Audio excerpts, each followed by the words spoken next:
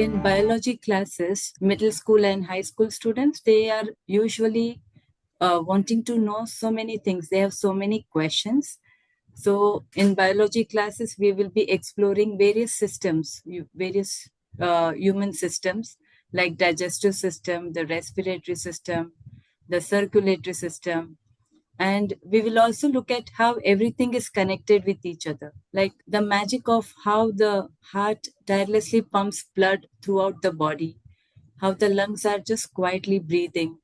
Um, Even our bones, they seem so dead, but they hold the secret of life. They hold this bone marrow, which is the source of production of all the blood.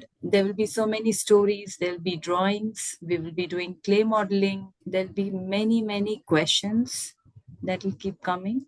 So for me, biology is not just a subject. It's a journey. It's a journey into the mystery of life.